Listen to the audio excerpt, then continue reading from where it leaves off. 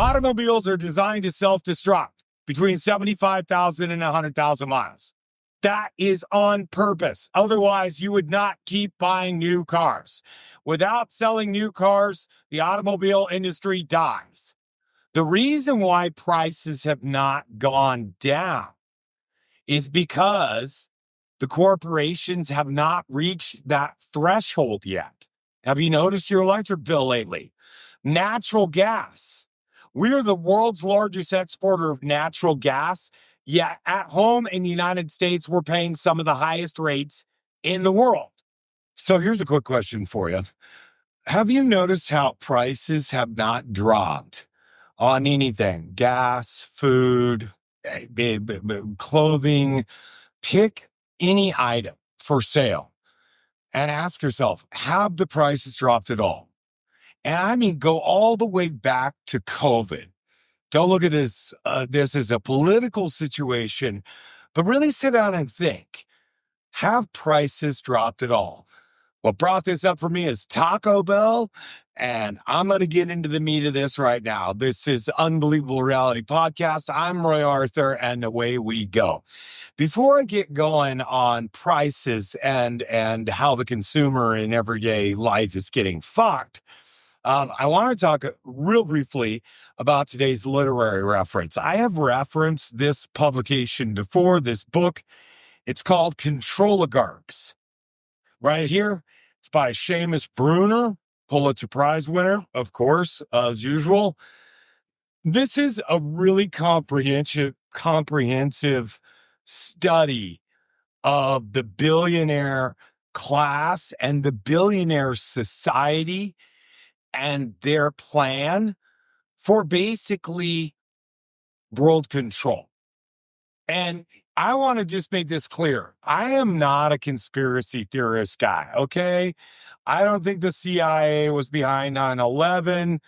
I don't think any conspiracy, Pizzagate, whatever you want to do. I'm not a conspiracy fucking guy. The lone gunman theory of JFK, the grassy knoll, I don't know. 70 years ago, 60 years, I don't know. I don't care, but I don't indulge in conspiracies because they're a waste of time and energy. What I indulge in is facts. This book is filled with facts. And these facts are really, really scary. And there's no other way to look at it. They're really, really, really scary. These people, these billionaires that control the corporations, that control every aspect of American life, are the people that are actually pulling the strings behind everything that's happening currently, politically, and always politically. If you want to know where the rot lies, always look where the money comes from. There's a sidebar on that in regards to Israel. I've got a few words on that as well, but I'm going to close the podcast with some thoughts on what's going on in Palestine and Gaza in particular, and also now apparently a new war between Iran and Israel. But let's go back to us and let's talk about consumer pricing and why things aren't getting any cheaper and why, more importantly, portions are getting smaller. So going back to the beginning of the podcast, what brought this up for me? I was a small business owner. I owned a relatively modest luxury lifestyle publishing company for over 15 years. And one of the things, I learned a lot of lessons by being a business owner and being an entrepreneur. And I've got to say, to every small business owner out there that watches this video, you ought to give yourself a pat on the back. Because to be a small business owner in today's world is so unbelievably brave and quite frankly, super naive, but, and I'm not going to get into that, but it takes so much courage to go out and say, I have an idea for a business that will make money that I'm counting on to feed myself, my family, and build our futures, and I'm going to risk it all to do it. I know that personally because I started my publishing company with an idea a really, really vague blueprint and 10 grand. And trust me, if you're trying to start a magazine, that's not how you want to go about it. Somehow, some way, I made it work. I will also say one thing I learned in being a small business owner, and I've never forgotten, and it's something that I think billionaires and large corporations have forgotten, is that a business is only as good as the people that work for it. Businesses are only as good as the people. That's it. You got bad leaders, you got bad people, you got bad business. In order for a business to be successful, big or small, it's the people that do the real day-to-day work that make all the difference. And I learned that the hard way through trial and error. And I learned that as a small business owner, if you don't understand how valuable your employees, contractors, in my case, writers, photographers, etc., designers are, then you're an arrogant idiot and you're just in a protracted bankruptcy. It took me 5 years to learn that. I almost experienced that bankruptcy, but I finally pulled my head out of my ass and I realized my business was only as good as the people that worked with me. And I never considered them as working for me. I always considered them as working with me. And the bigger a business gets, the larger the disconnect between that reality and that truth of business becomes, until the business gets so big that the people no longer matter. That's when business starts to fall apart. That's when business is bad. That is when business is also bad for you as a consumer. Because if they don't care about their workers, they sure as fuck don't care about you. Little rant, but wanted to talk a little bit about experience. When I talk about business, I know what the fuck I'm talking about. I've worked for American Express. I've worked for airlines. I've been in sales for 50 years. No, not 50, 40. My bad. Jesus, dated myself. That was ugly. Been in sales for 40 years, been in every type of business enterprise you can imagine. And I've learned some really valuable lessons from those experiences. And I carry them with me as I go into my next business venture, which is this digital landscape that I'm now invested in. But, so, question, am I the only one that has realized that although the cost of a taco at Taco Bell is doubled, and the cost of a bean burrito at Taco Bell has doubled since COVID, the actual portion size has shrunk by a third? Think about that. And it wasn't overnight. Do you remember not too long ago when Chipotle got their asses reamed because everybody was saying, wait a minute, they're not making the burritos as big as they used to? And they got busted. And so they changed their company platform and said, no, we got to make them the way we used to, because they were losing clients, because they reached something called market threshold, otherwise known as price threshold, otherwise known as the value proposition. When Chipotle started making their burritos smaller, a lot of people noticed, because Chipotle patrons are loyal. They go all the time. So they notice shit like that. Whereas Taco Bell, how many times, ask yourself, how many times a month do you go to a Taco Bell? Once, twice? I mean, it's not like you go all the time. Number one, it's not great food. Number two, it's not great for you. And number three, you just don't. Relatively speaking, the same thing goes for McDonald's. Has anybody else noticed the size of a Big Mac now? The sparsity of lettuce on the Big Mac?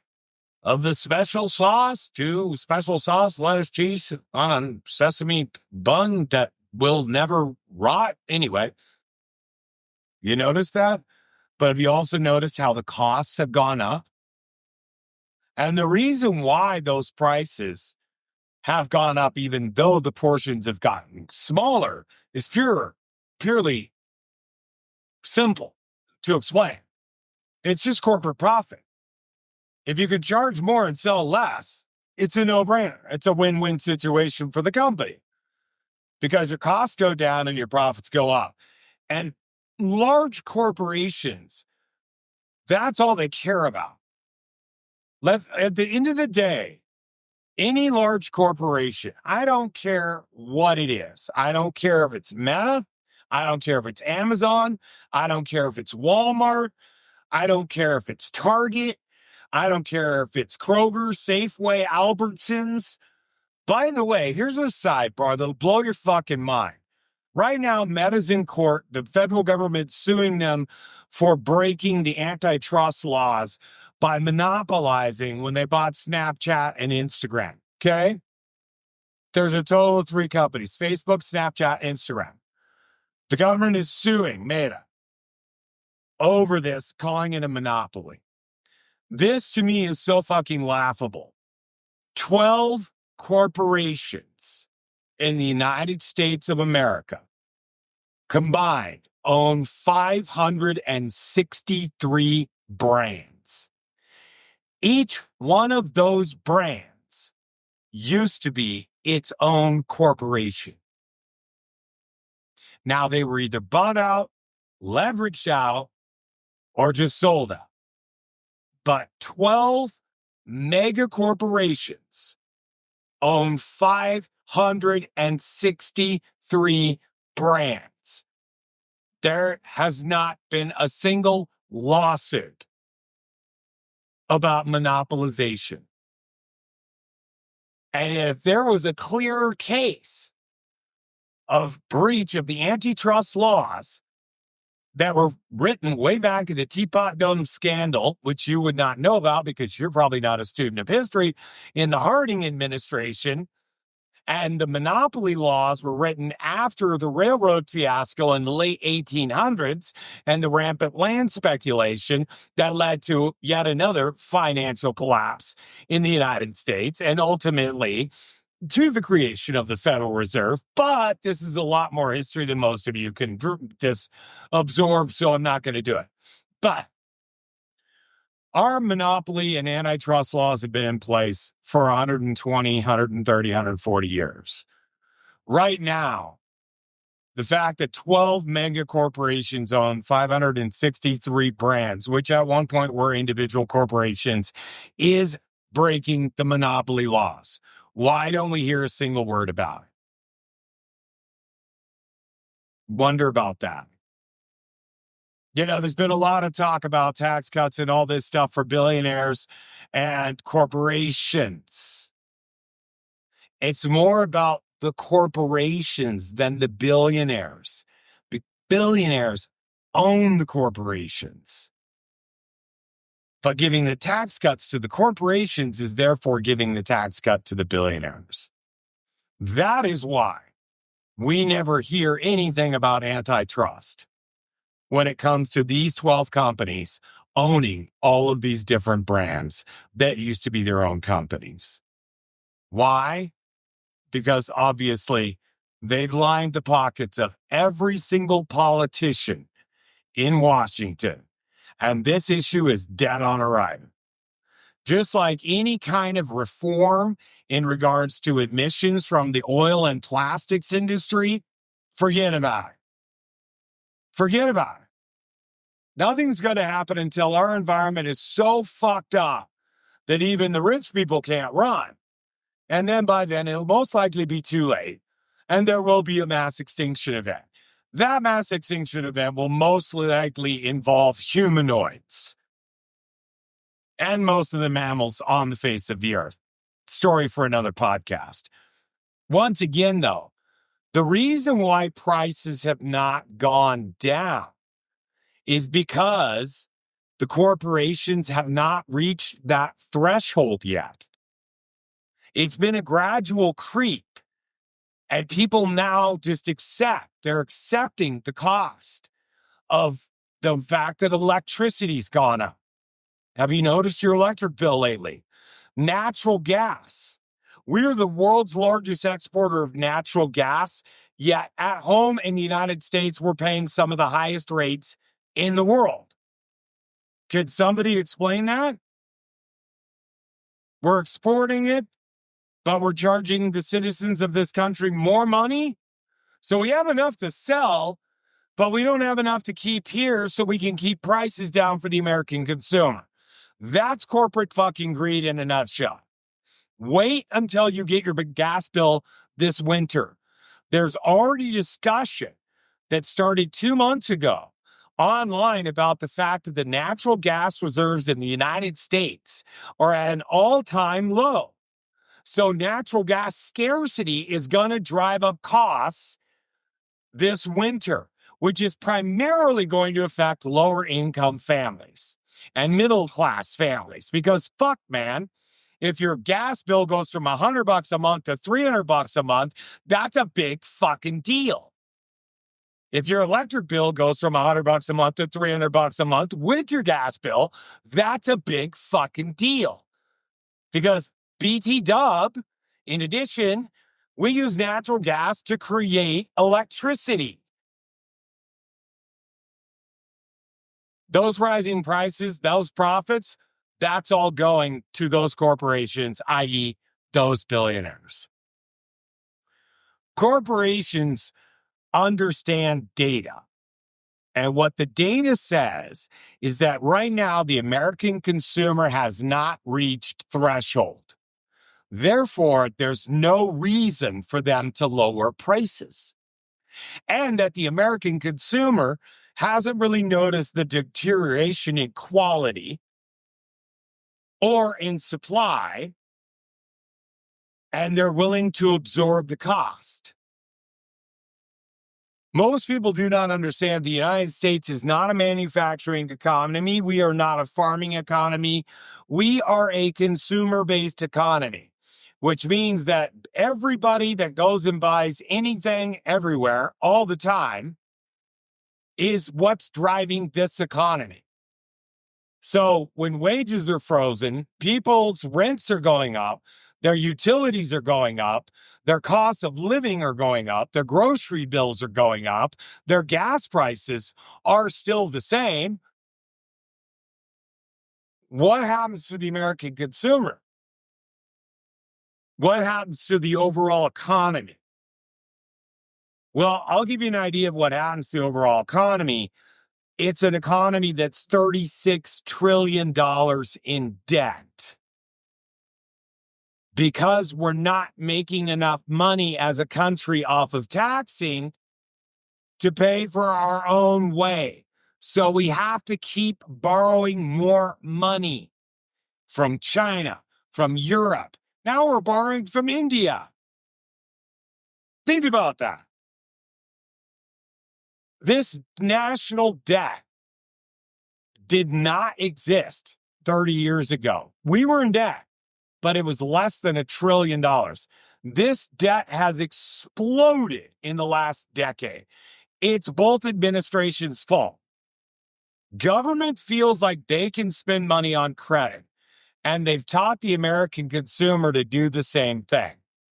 The average American household does not have enough money in savings to survive a week without a paycheck. Google it.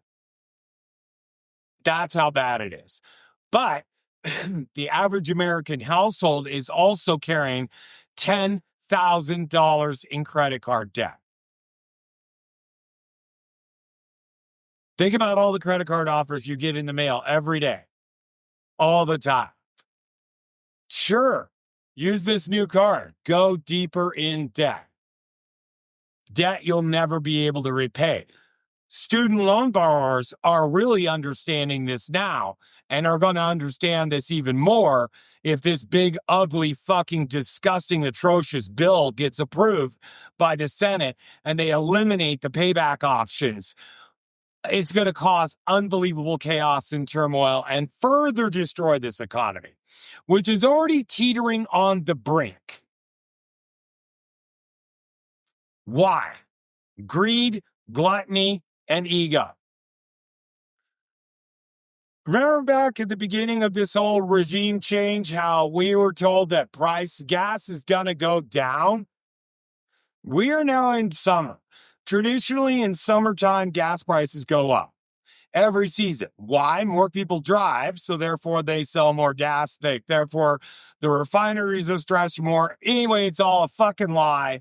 It's an excuse for the oil companies to raise gas prices because more people are driving, and therefore they can make more money. Period. The end. Our gas prices have been stuck at $3 a gallon since COVID. Haven't changed at all. Our supply has not gone down. Our refining abilities actually improved. And there's absolutely no logical reason why gas is $3 a gallon in this country, especially with all the government subsidies the oil and gas companies get. The reason it hasn't gone down is because people keep paying it.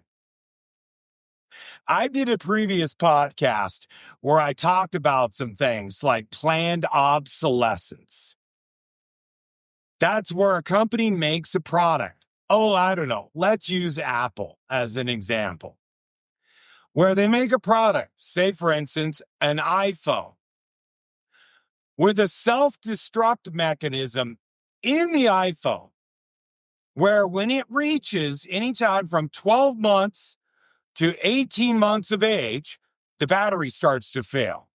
The batteries are no longer replaceable. So therefore, you have to buy a new phone. That is not an accident. That is planned obsolescence. That is forcing us to buy another phone. A case in point, we've been able to make a light bulb that would burn forever since 1902. And now we've switched over to these new light bulbs that are more environmentally friendly, get rid of the fluorocarbons, yada, yada, yada, supposed to have longer life. They don't. They don't. And do you know how many hours? They say the light bulb will last for 5,000 hours, 10,000 hours. Are you counting the hours that you leave the lights on? No. So when that light bulb burns out in 8 or 9 months, you just are like, oh, light bulb burned out. I got to go buy another one. Precisely. Because it was never going to last 10,000 hours. That's a lie. That's false advertising. But we don't have a regulatory device in place in the federal government to bust people for lying. You buy a new washer or dryer. It says 10-year warranty. That will never make it 10 years. But 5 or 6 years from now, when your washer fails, you're not going to remember the 10-year warranty. They're banking on it. And the cumbersome, the process to use the warranty, to prove that it was defective, is so cumbersome. 90% of consumers are just going to go buy a new washer and dryer. Ta-da! Problem solved. Maytag just sold another set of washers and dryers. They knew when they sold it to you, it wasn't going to last. Same thing with automobiles nowadays. Automobiles are designed to self-destruct between 75,000 and 100,000 miles. That is on purpose. Otherwise, you would not keep buying new cars. Without selling new cars, the automobile industry dies. So therefore, they can't make cars like they used to, that you could get 250,000 miles out of it if you change the oil and fix the small repairs that needed to happen along the way. No fucking way. No car built in 2025 will be alive on the streets in 2035. Not a single one. Unless you park it in your garage and don't fucking drive it. Because now we have computers in all of our automobiles, and they all have a self-destruct system too. Number one self-destruct, O2 sensors. Catalytic converters are number 10. Food for thought. The point I'm trying to make is that in this world run by oligarchs, in this country run, bought for, paid for by the oligarchs, where we have no control over pricing because we have nobody in our legislation or in either of our legislative branches that will do something about this because they're all getting paid not to. The only way that this ends is for the consumer, otherwise known as human beings, people like you and me, to say, fuck you. I'm not going to Taco Bell. I'm not going to McDonald's. I'm going to drive less. I'm going to buy the generic brands. I'm not going to buy Kellogg's Rice Krispies anymore. Fuck them. And we just stop doing it. And then you watch prices would fall. The only hope I have in this, I keep checking my watch because I want to keep this under 30 minutes. I know everybody has a short attention span. The hope that I have for this is what just happened last weekend. The No Kings parades, the No Kings protests, what I meant. The king, the wannabe king, had a parade. Thank you for embarrassing the United States of America even further. I mean, I keep thinking that you really can't make us look worse, and yet somehow you and your fucking regime and your band of idiots, your ship of fools, previous podcast, please check that out too. Somehow you find a creative way to make us look even stupider. But the hope was, in the No Kings protests, if we took that same principle, if we took that same passion, that same anger, that same disgust, and used that against the corporations that are ruling and ruining our lives, polluting our air, destroying our earth, exterminating the species, committing genocide, if we took that same position with them, we could affect change. Without it, it won't happen. It will not happen. I always refer to a quote a long time ago when Jesse Ventura was elected the governor of Minnesota. Jesse the wrestler Ventura, elected governor. I mean, come on. Nowadays, that's not a stretch. That's like, oh yeah, it fucking happens all the time. Back then, big news. Anyway, they were trying to pass a helmet law, a motorcycle helmet law in Minnesota, and it failed. The law failed like 3 times. And finally, he said, we're not going to try to pass it again. And the reporter said, well, why not? And he said, because we can't legislate stupid. Sit with that. We just can't legislate stupid. Don't be stupid. Think before you buy and realize when you're getting played. Anyway, this is More Unbelievable Reality. Make sure you check me out on TikTok, Instagram. Love comments, feedback, suggestions on topics. These are, as always, my opinions. I'm Roy Arthur. If you don't like them, well, then just don't watch the fucking podcast. But if you got something of value to share, feel free to do it. I'll be back.